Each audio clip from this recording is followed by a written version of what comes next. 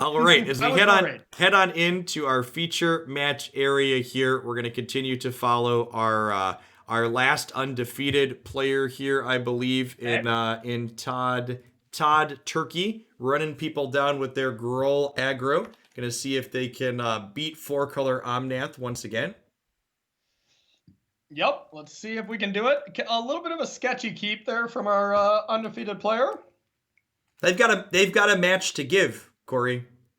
Yeah, you can play loose then. You got a match. I mean, that if there's one thing I've learned from playing tournaments, Well, it's is when you it got a loose? match to give. Like That's a dual yourself, land. right? That's a flip land, sir. This Oh, you're keep's right. not That looks like loose. a pop. This hand You're is right. great. This is a gasser. Dislikes God. dogs. Can't figure out what flip lands are. Oh, Corey.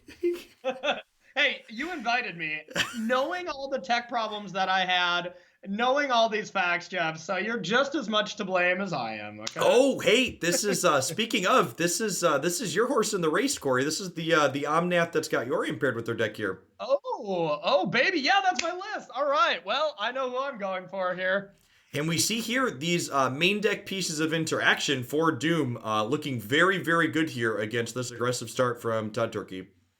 Yes, Glass Casket, a card that I think is excellent right now that not many people are playing.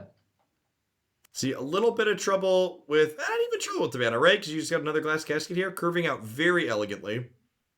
And here's the 2-mana 2/2 that I added to the deck that just, at first we put it in as a meme yesterday on stream, and then I just looped Yorion and Charming Prince and just like two other omens and just destroyed a matchup that I was really far behind. And I'm like, okay, this might actually be real. And it ended up being very, very good. So, Robber of the Rich grabbing a land there off the top, but another one coming up for Doom here. Let's see Skyclave come down. Again, Skyclave, really powerful piece of removal. I honestly think this might be the most powerful Banisher pre-style effect we've ever had printed. I think so. I mean, other than that, like Baffling End was good because not giving the original creature back is huge. But in this matchup, it doesn't line up so great against Stomp, but Stomps are kind of just everywhere. So we'll see. It's still a reasonable tempo play though, right? Because like even if it gets stomped, like them getting a 2/2 instead of their scavenging ooze is still huge. Oh God. Oh God. Well, talk about robbing the rich here. Well, there's an Omnath for our green-red player and an Embercleave to end the Skyclave Apparitionist. Nice play there. Okay, not a bad play here. Omnath into a land. Pretty solid, but yeah, not looking great here for the hero because Embercleave is a tricky one here. Omnath, a card we haven't had a ton of on coverage today here, but it slices, it dices, it draws cards, it gains life, it makes mana, it deals damage, it does a lot of what you're looking to do.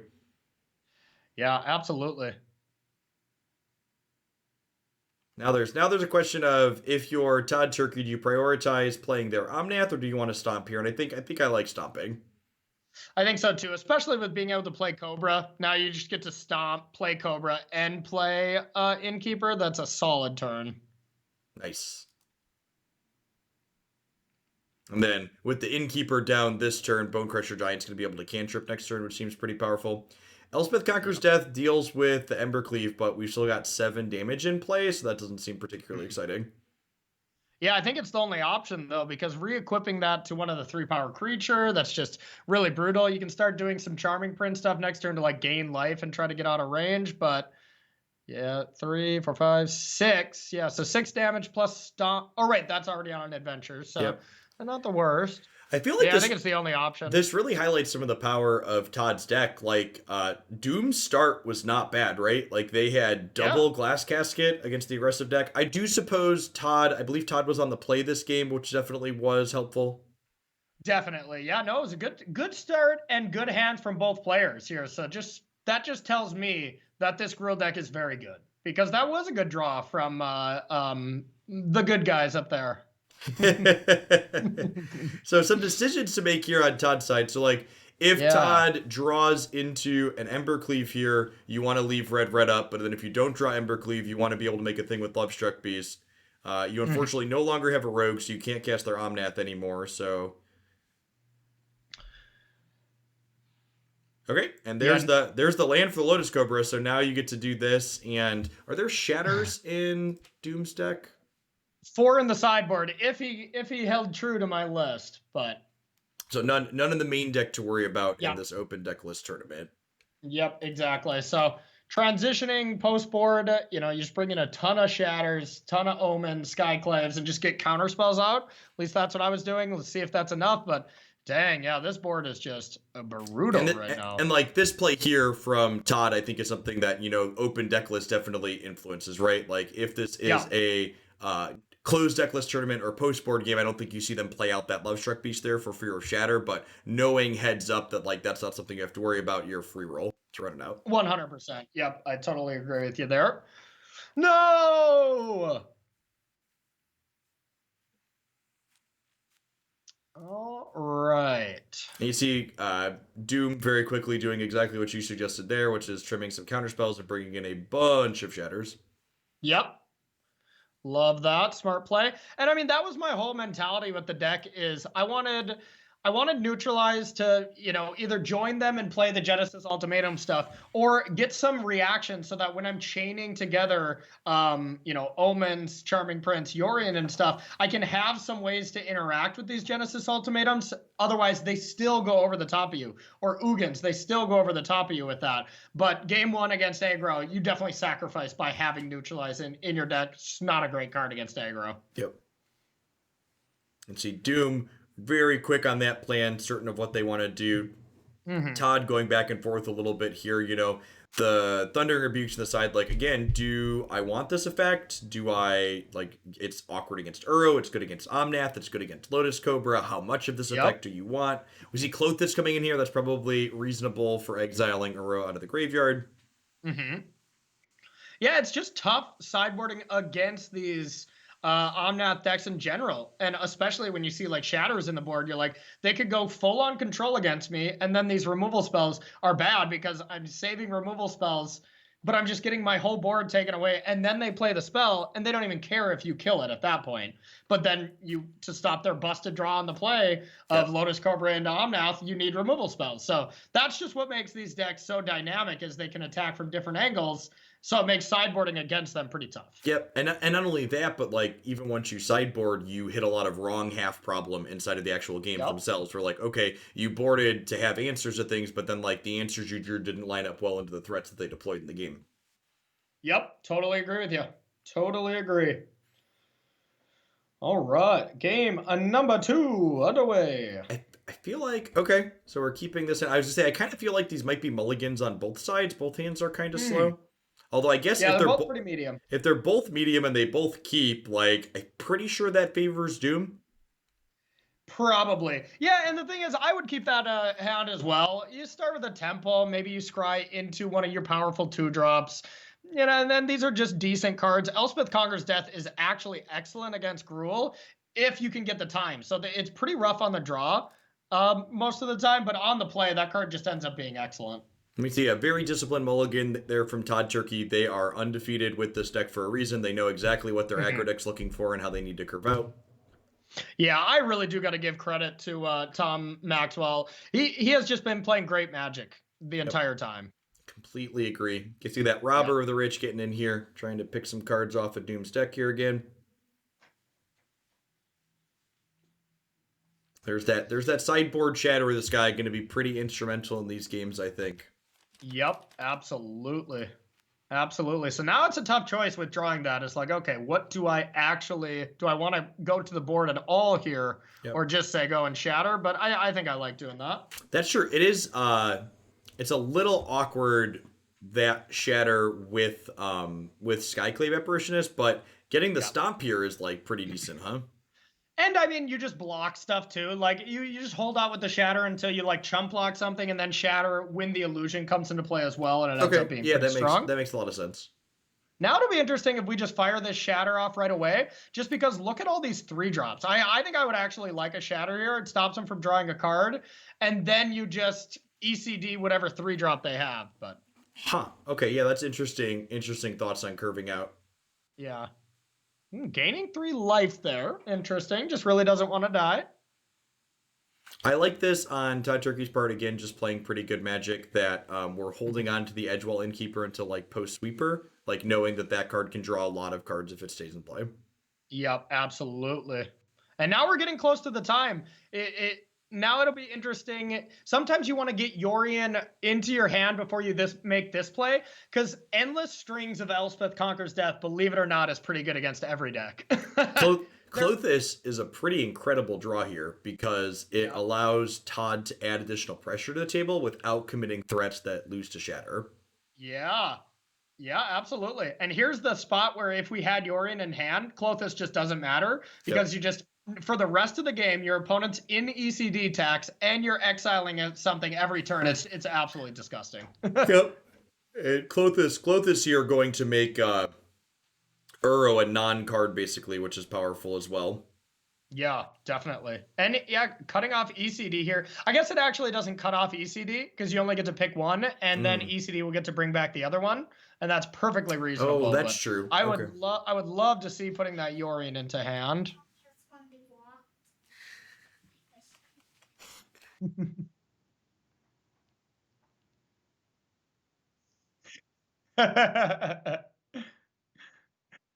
Got a little guy popping in. What a cutie. Oh, too cute. All right, so Klothys takes one of the options here. Still leaves you with Uro, so you can bring that back. Yeah, I think I like the exiling the apparitionist here because if you don't take the apparitionist, that loses you your Klothys, and like the odds that Doom can escape the Uro next turn are incredibly low. Yep. Yep. Nope. I totally agree. And that's another thing, this is another deck that plays to the battlefield a lot. So I don't think it's a great Uro deck. And I'm actually considering going down to like 2 of them. But then you have Uro with Omnath, and then you feel silly for only having Evolving Wilds and Fabled Passage as your way to activate it. And, Doom's been just so patient with the Shatter the Sky that it almost feels like they're playing in a way that, like, okay, they don't have it, so, like, we want to commit now. Yeah, no, exactly. Right, here we get a little bit of value here. Being able to cantrip the end of your Elspeth Conquers Death is definitely a good upside. Yeah, that card is just phenomenal. That card is so good. Yep. Okay. See, Master of Time, go to the top there, seems reasonable. We get to put Yorion into hand and Shatter here, seems good. Not bad at all. So, Todd is still in this, though. We get to Klothys, the Uro, and then we get to slam them with Questing Beast. Yeah, no, I think Todd is still definitely still ahead. I mean, we get Uro. Yeah, with the cleave here, too. Yeah. Now, Teferi can downtick because Teferi activates on Todd's turn, so like Teferi does at least keep you from dying to Embercleave the following turn. Yeah, Teferi actually gets to activate twice next turn as well. Just because you play it, draw, flicker it out, then you can activate it at your end step as well. That's funny. Well, I guess that's not really useful though, right? Because Doom doesn't have extra cards in their hand. Oh, that's a good point. Yeah, it helps you, I guess, find another Uro, so you still do it and fill your graveyard. Yeah, you definitely you're just milling too, though. Yeah. Yeah, but it's not super impressive. I agree. But I mean, Yorion can block with confidence now with Teferi. Oh no, that's an Evolving Wilds. Oh, we didn't crack it because we put the Teferi on top. We should have Wilds before. We needed the Wilds before we scryed. Yeah, exactly there. And now you got to be really careful about how you block. And with closest ticking you down and stuff, this game did shift in quite a way that is pretty brutal. Yep. Interesting. Yeah, once again. Oh, sorry. Just got to give Todd credit again. He's just playing great. Yep. Yeah, I agree. This most of Todd's matches, but I feel like this game especially has done a great job of highlighting how many sequencing decisions these aggressive decks can have on average. Oh, for sure. For sure. And I mean, that's what you need with these Gruul decks. You need, and we didn't crack Evolving Wilds again. Oh, yeah. Yep. Sometimes mistakes compound up at the end of a long day. Yeah. Yep. Can we escape that if we discard it? No? Okay. So Klothys, again, just ticking down nice and slow. Teferi means that you don't have a decent Embercleave turn, but you can still Questing Beast, and then you send Robber of the Rich at. Oh, interesting. Wait a minute. Could we have escaped that though? I think we could have if we left a green open. With sacking the Evolving Wilds, because there was 5 cards there. That would have been 6. Maybe not. So 10, 11, 12. Yeah, I mean, this is just okay. There's basically lethal. There's a Shatter and a. Oh, this is. No, we're putting them to 2. Okay, but there's a. Okay. We get to Shatter into Escape Uro next turn now. That's insane. Yeah. All right, we're live. Plus, have a Teferi on the battlefield. Yep, there is to protect from Questing Beast. Yep. Wow, this is gonna line up well. Sack that Evolving Wilds. I guess you don't technically need to this time, but yeah, there's like technically value in waiting for Lotus Cobra, but like it just makes a mana with Lotus Cobra, so like you're gonna have a land mana anyways. Finally getting in there with the wilds. Okay, we're not done yet. I thought the good guys here were fallen here, but we got a chance. See some mana get floated here very carefully, so we can Shatter into Escaping Uro here is pretty instrumental. And then big bad blue green and ugly here is gonna perhaps take over this game. Now, yes. What if the Shatter draws Bone Crusher Giant? Rats. No. Rats. Never no, lucky. Don't let that happen. Hooray! And you can prioritize here. Maybe a small mistake there again. Probably want to prioritize exiling your spells there, so the Klothys has less to eat away at. But Todd's Graveyard probably also has plenty, so I'm not sure it really matters. And Teferi's going to draw discard a lot too, so that's kind of brutal. But that's true. This is the upside to leaving your extra cards in the bin. Is your Bala Red recovery is a little bit better. Yeah. No. Good call. Good call. That's a decent one here. But now we got some protection here with Teferi. Definitely not over yet, but yeah, the down tick on Teferi. The down tick on Teferi is just feels so awkward. Yeah, awkward but powerful at times, and we can do it 2 turns in a row here as well, which I think you just have to. Yeah, and without losing it. No, I mean it feels awkward for our Todd Turkey player. Like the green player is super behind because of it. Agreed. But we still need some help from the top here. I do not think this Uro and Teferi is going to be enough on its own. Yep, the Klothys is still technically ticking down as well. So I think we're in a place where we're obligated to attack with Uro and look for a card here after we missed on that down tick. I think so. I think you have to. Eventually, Gruul will overrun you here. That's a good. The Teferi only lasts for so long, but okay, that's a hit. Skyclave Apparition's a good one. So something that's worth noting here too is that once we are all done with these down ticks, I wonder if we're gonna get rid of Klothys. I was gonna say Klothys eventually could turn into a creature, but we're getting rid of that instead of Scoos. That's interesting. So Scoos could pick up the sword. Yeah, whatever the sword picks up, Teferi can still answer, and then you can take a hit from Questing Beast if you want, but... And that Questing Beast is back, right? That's a bug. That's a bugged animation? Okay. Just a little bit of a bug. No, Teferi's actually that good. It phases him out forever. Forever? Yep, just forever. Let's slow this down, okay? Let's slow that QB down. All right. Interested to see what we do here, because there's a couple of different lines that Todd has access to, and it's like equipped Embercleave, go to attack, phase stuff out, then you could possibly Primal Might. Like, there's a lot of things to play around here. No. That means that's game, right? Yeah, that's the game, right? I think we had to wait. The thing is, you can still just re-equip Embercleave to Questing Beast, right? Yeah, I think I wonder if the animation was. I wonder if the animation was bugged on their screen too. They're trying to figure out exactly how they want to cut this. But yeah, I think we're gonna see it. We're gonna see Todd Turkey take it down here in 2. Yeah. maybe a couple of small slops on Doom's part there with the Evolving Wilds, but honestly, with the couple of bricks that were on top of their deck, I'm not sure that the Evolving Wilds really ultimately mattered. No, the biggest brick moment was on turn 4 before you play ECD, instead of playing Charming Prince, you just put Yorion into your hand, and then you get that ECD loop glowing. There's a lot of value you miss out on by doing that, and it wasn't worth it to play a 2/2 to gain 3 life. Charming Prince is always that card you play after you have a Yorion in field to start the combo. It's not anything you hustle out to get. That was be my big critique for that game. And that's a good example of, that having a plan a few turns out, where like acknowledging on, basically you're saying on turn 4, this is what my turns 4, 5, 6, 7 even are going to look like. Yep. And you got to have that forethought to know how the game's going to be shaped up. Agreed, because that deck is insanely powerful when you can set up synergies, but if you just let your things resolve one at a time, they're individually less powerful cards than the other deck. Charming Prince is not a powerful card on face value. Yorion's not a powerful card on face value, but you combine them in the right way, and then you have a powerful combination. All right, let's go ahead and hop on over to our time shifted feature for the round.